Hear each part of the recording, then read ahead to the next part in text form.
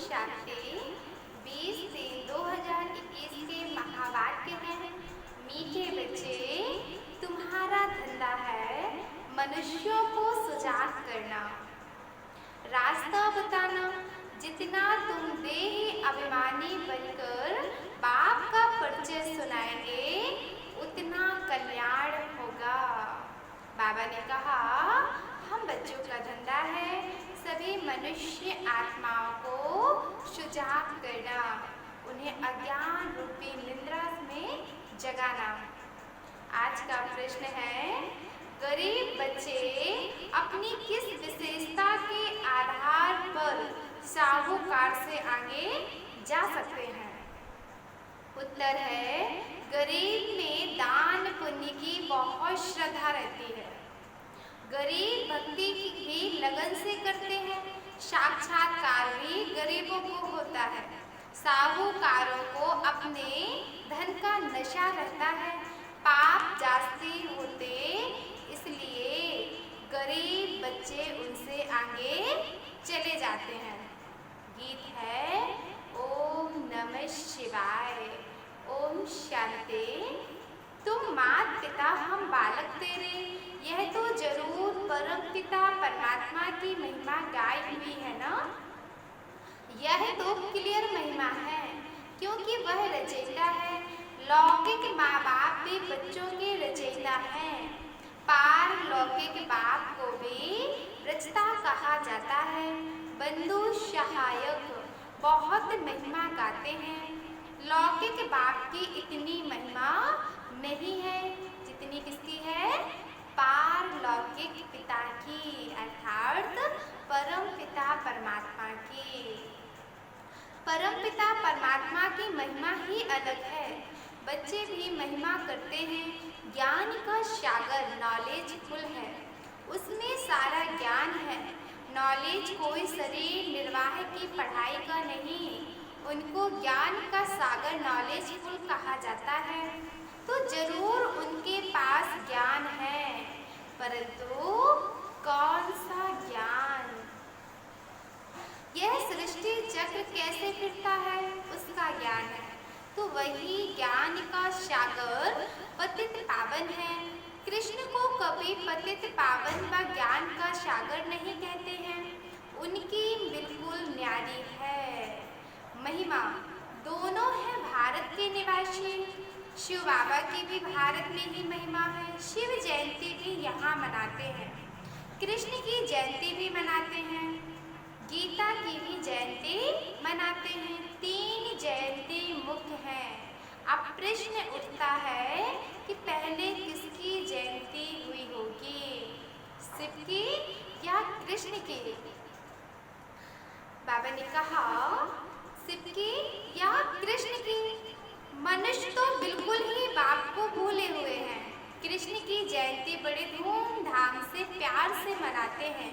शिव की जयंती बड़े धूमधाम से प्यार से किसको पता ही नहीं, ना गायन है। शिव ने क्या आकर किया, उनकी बायोग्राफी का किसको पता ही नहीं। बाबा ने कहा, कृष्ण की जयंती को हम बच्चे बड़े धूमधाम से प्यार से मनाते हैं, परंतु शिव की जयंती कब होती है इसको हम जानते ही नहीं हैं। कृष्ण की तो बहुत बातें लिखती हैं। गोपियों को भगाया, यह किया। कृष्ण के चरित्रों की खास एक मैगजीन भी निकलती है। शिव के चरित्र आदि कुछ है नहीं। कृष्ण की जयंती कब हुई, फिर गीता की जयंती कब हुई? कृष्ण जब बड़ा हो तब तो ज्ञान सुनावे ना। कृष्ण के बचपन को तो दिखाते हैं, टोकरी में डालकर पार ले गए। बड़ेपन का दिखाते हैं, रथ पर खड़ा चक्र चलाते हैं। 16-17 वर्ष का होगा, बाकी चित्र छोटेपन के दिखाए हैं। अब गीता कब सुनाए? बाबा ने कहा, अब गीता कब सुनाई? उसी समय तो नहीं सुनाई होगी जब लिखते हैं फलानी को भगाया, यह किया। उस समय तो ज्ञान शोभे भी नहीं। ज्ञान तो जब बुजुर्ग हो तब सुनाए। गीता भी कुछ समय बाद सुनाई होगी। अब शिव ने क्या किया कुछ पता नहीं, अज्ञान नींद में सोए पड़े हैं। बाप कहते हैं मेरी बायोग्राफी का कोई को पता नहीं, मैंने क्या किया, मुझे ही पतित पावन कहते हैं। मैं आता हूँ तो साथ में गीता है, मैं साधारण बूढ़े अनुभवी तन में आता हूँ। शिव जयंती तुम भारत में ही मनाते हो, कृष्ण जयंती गीता जयंती यह तीन मुख्य हैं। राम की जयंती तो बाद में होती है ना, कुछ समय तो कुछ होता है वह बाद में मनाया जाता है। सतयुग त्रेता में जयंती आदि होती नहीं, सूर्यवंशी से चंद्रवंशी वर्षा लेते हैं और इसकी महिमा है नहीं। सिर्फ राजाओं का कारोनेशन मनाते होंगे, बर्थडे तो आजकल सब मनाते हैं, वह तो कॉमन बात हुई। कृष्ण ने जन्म लिया, बड़ा होकर राजधानी चलाई, उसमें महिमा की कोई बात नहीं।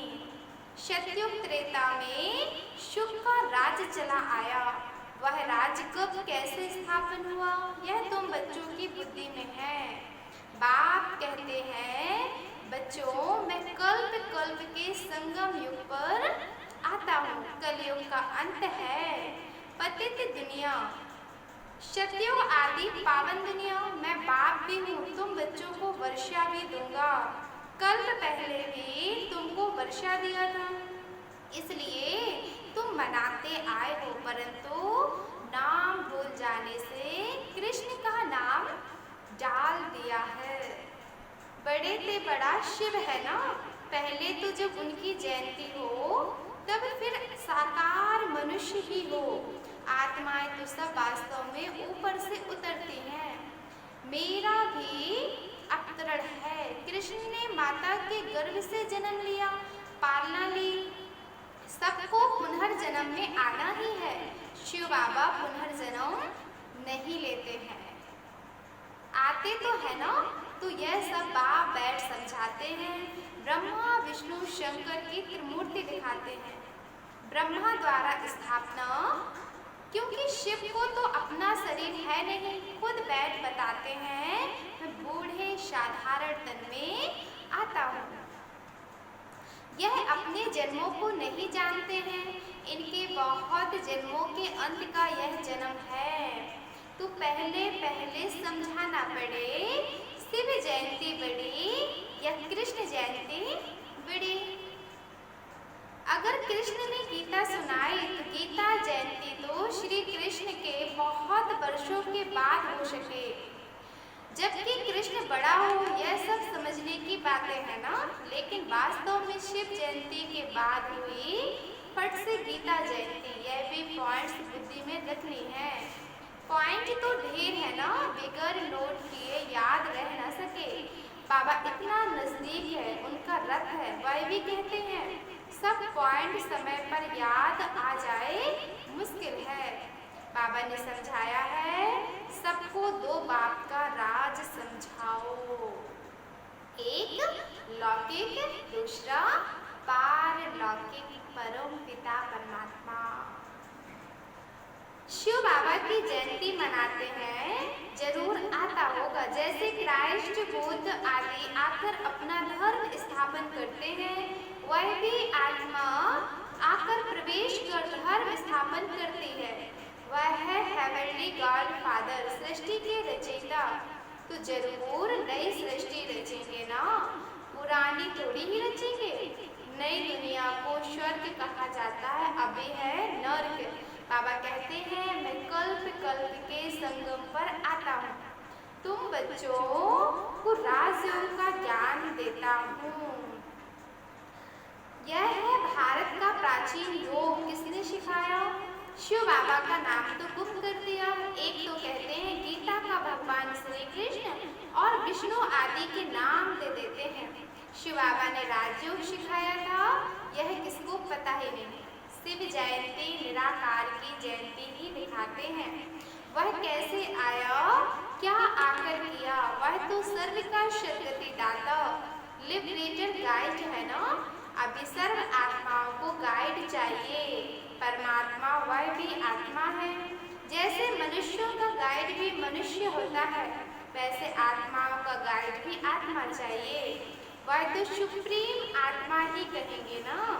मनुष्य तो सब पुनर्जन्म ले पतित बनते हैं, फिर पावन बनाए वापिस कौन ले जाए। बाप कहते हैं मैं ही आकर पावन होने की युक्ति बताता हूँ, तुम मुझे याद करो। कृष्ण तो कह न सके देह का संबंध छोड़ो, वह तो 84 जन्म लेते हैं, सब संबंधों में आते हैं। बाप को अपना शरीर नहीं है, तुमको यह रूहानी यात्रा बाप सिखलाते हैं। यह है रूहानी बाप की रूहानी बच्चों प्रति रूहानी नॉलेज। कृष्ण कोई का रूहानी बाप थोड़ी ही है, सबका रूहानी बाप तो मैं हूँ, अर्थात परमात्मा। मैं ही गाइड बन सकता हूँ, liberator, guide, blissful, peaceful, ever pure, सब मेरे लिए ही कहते हैं। अभी तुम आत्माओं को नॉलेज दे रहे हैं। बाप कहते हैं मैं इस शरीर द्वारा तुमको दे रहा हूँ, तुम भी शरीर द्वारा नॉलेज ले रहे हो। वह है गॉड फादर, उनका रूप भी बताया है। जैसे आत्मा बिंदी वैसे परमात्मा भी बिंदी। वह कुदरत है ना। वास्तव में बड़ी कुदरत तो यह है, इतने छोटे स्टार में 84 जन्मों का पार्ट है। यह है कुदरत। बाप का भी ड्रामा में पार्ट है। भक्ति मार्ग में भी तुम्हारी सर्विस करते हैं। तुम्हारी आत्मा में 84 जन्मों का पार्ट अविनाशी है, इसको कहा जाता है कुदरत। इसका वर्णन कैसे करें, इतनी छोटी सी आत्मा। यह बातें सुनकर बंडर खाते हैं ना। आत्मा है ही स्टार मुआफिक, 84 जन्म एक्यूरेट भोगती है, सुख भी वह एक्यूरेट भोगेगी। यह है कुदरत। बाप भी है आत्मा, परम आत्मा, उनमें सारी नॉलेज भरी है जो बच्चों को समझाते हैं। यह नई बातें नए मनुष्य सुनकर कहेंगे इनका ज्ञान तो कोई शास्त्र में है नहीं है। फिर भी जिन्होंने कल्प पहले सुना, वर्षा लिया, वही वृद्धि को पाते रहते हैं। टाइम लगता है, प्रजा ढेर बनती है, वह तो सहज है। राजा बनने में मेहनत है। मनुष्य जो बहुत धन दान करते हैं तो राजाई घर में जन्म लेंगे। गरीब भी अपनी किस्मत अनुसार जो कुछ दान करते होंगे वह भी राजा बनते हैं। जो पूरे भगत होते हैं वह दान पुण्य भी करते हैं। साहूकारों से पाप जास्ती होते होंगे। गरीबों में श्रद्धा बहुत रहती है, वह बहुत प्यार से थोड़ा भी दान करते हैं तो बहुत मिलता है। गरीब भक्ति भी बहुत करते हैं, दर्शन दो नहीं तो हम गला काट देंगे। साहूकार ऐसे नहीं करेंगे। साक्षात्कार भी गरीबों को होते हैं, वही दान पुण्य करते हैं। राजाएं भी यह बनते हैं, पैसे वालों को अहंकार रहता है। यहाँ भी गरीबों को 21 जन्मों का शुभ का वर्ष मिलता है। तो भारत जो इतना ऊंच था तो फिर इतना गरीब कैसे हुआ। फिर समझते हो अर्थ योग आदि में सब महल आदि चले जाएंगे तो गरीब हो जाएंगे। रावण राज होने से हाहाकार हो जाता है, तो फिर ऐसी चीजें रह न सके। हर चीज की तो आयु होती है ना। वहाँ जैसे मनुष्यों की आयु बड़ी होती है, वैसे मकान की भी आयु बड़ी होती है। सोने के मार्बल के बड़े बड़े मकान बनते जाएंगे, सोने के तो और भी मजबूत होंगे ना। नाटक में दिखाते हैं लड़ाई होती है, मकान टूट फूट जाते हैं फिर बन जाते हैं। उन्हों की बनावट ऐसी होती है। यह जो स्वर्ग के महल आदि बनाएंगे ऐसे तो नहीं दिखाएंगे। मिस्त्री लोग कैसे मकान बनाते हैं, हाँ समझते हैं वही मकान होंगे। आगे चल तुमको साक्षात्कार होगा, ऐसा विवेक कहता है। इन बच्चों से, इन बातों से बच्चों का तैलुक नहीं है। बच्चों को तो पढ़ाई पढ़नी है, स्वर्ग का मालिक बनना है। स्वर्ग और नर्क अनेक बार पास हुआ है, अभी दोनों पास हुए हैं, अभी है संगम पर। सतयुग में यह नॉलेज नहीं होगी, इस समय तुम बच्चों को पूरी नॉलेज है।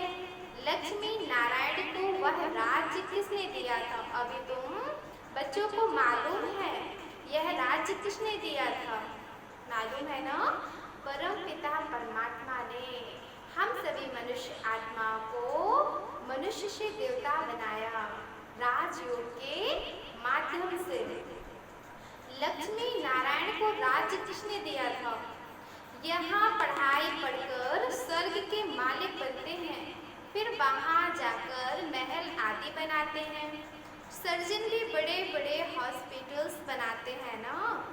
तुम बच्चों को दिन प्रतिदिन अच्छी अच्छी पॉइंट सुना रहे हैं। तुम्हारा धंधा ही है मनुष्यों को सजाग करना, रास्ता बताना। जैसे बाप कितना प्यार से बैठ समझाते हैं, देह अभिमान की दरकार नहीं। बाप को कभी देह अभिमान नहीं हो सकता है। तुमको मेहनत सारी देही अभिमानी होने में लगती है। जो देही अभिमानी बन बाप का बैठ परिचय देंगे, गोया बहुतों का कल्याण करते हैं। पहले देह अभिमान आने से फिर और विकार में आते। लड़ना झगड़ना नवाबी से चलना देह अभिमान है। भल अपना राजयोग है तो भी बहुत साधारण रहना है।